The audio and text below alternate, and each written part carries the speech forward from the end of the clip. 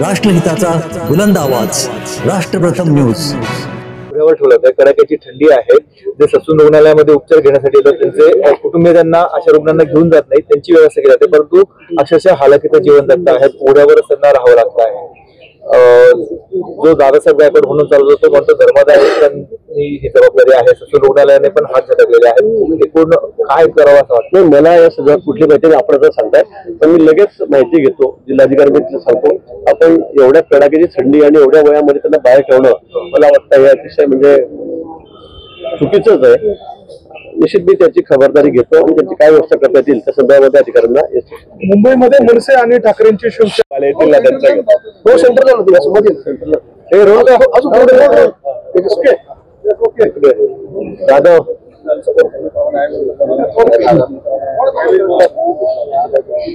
झाडं तोडायला विरोध होत होता, आज आपण प्रत्यक्ष पाहणी केली, काय निदर्शन? नाही, वृक्षप्रेमी आहेत नाशिकमध्ये, निश्चित झाडाचं संवर्धन झालं पाहिजे, निसर्गाचा समतोल असला पाहिजे, या बाबतीमध्ये कुठे दुमत नाही। त्यांची भूमिका अतिशय योग्य आहे, पण आपल्याला माहिती आहे 12 वर्षानंतर आपल्याकडे कुंभ येतो, त्याला देशाचं नाही तर संपूर्ण जगाचं लक्ष हे या कुंभमेळ्याकडे आहे। प्रयागराजला जी गर्दी झाली त्या धर्तीवर आपण बघितलं तर गेल्या वेळीपेक्षा तिप्पट चौपट गर्दी ज्या वेळेला कुंभमेळ्यामध्ये होणार आहे। म्हणून इथे ही जी जागा आहे पंचवटीमधली, इथे साधुग्राम आहे, ते साधूंचा सगळा निवास असतो। गेल्या अनेक वर्षापासून, शेकडो वर्षापासून ही परंपरा इथली आहे।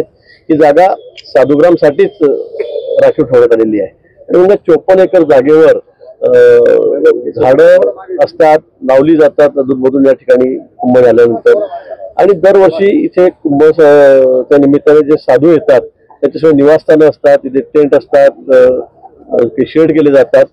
म्हणून याही वर्षी आता 1.5 वर्षावर कुंभ राहिलेला आहे आणि म्हणून गर्दी बघता येणारे सगळे साधू आहेत, भाविक आहेत, संख्या मोठी राहणार आहे आणि म्हणून त्यांची व्यवस्था ही करावी लागेल। म्हणून या ठिकाणी काही 10-12 वर्षामध्ये 8-10 वर्षामध्ये झाडं उगवलेली आहेत, काही इथे प्लांटेशन झालेलं आहे।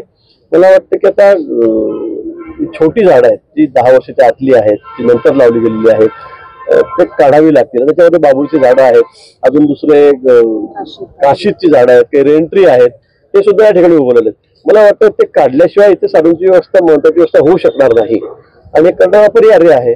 म्हणून काही जी झाडं आहेत 10 वर्षाच्या आतली आहेत, काही जी फॉरेन प्रजातीची आहेत, त्यामुळे ती आपल्याला काढावी लागतील आणि ती काढण्यासंदर्भामध्ये आता कामही सुरू झालेलं आहे।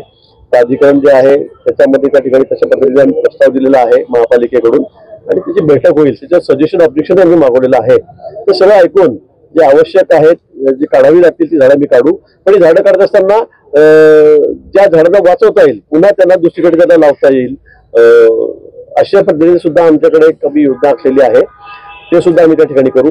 पण एक झाड जर गेलं तर 10 झाडं त्या बदल्यामध्ये, सगळी मोठी झाडं, अशी नाही की छोटी झाडं लावली पुढच्या वर्षी अलीकडे गेली, तसं होणार नाही।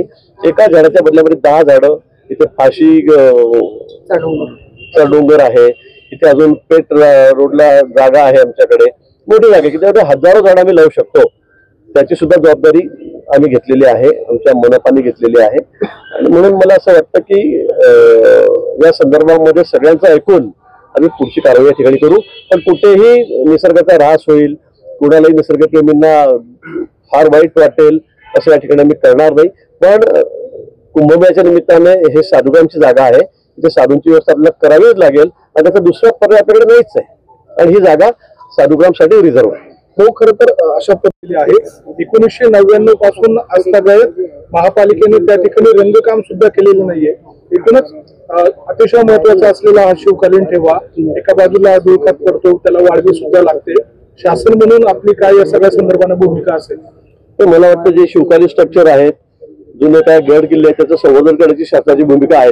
त्यासाठी कधी नव्हता एवढा निधी आम्ही त्या सगळ्या ठिकाणी देतो। आपण सांगितल्या बाबतीत मला माहिती नाही, पण निश्चित असं जर कुठे काय असेल तर मला वाटतं शासन अतिशय गांभीर्याने याची दखल घेईल।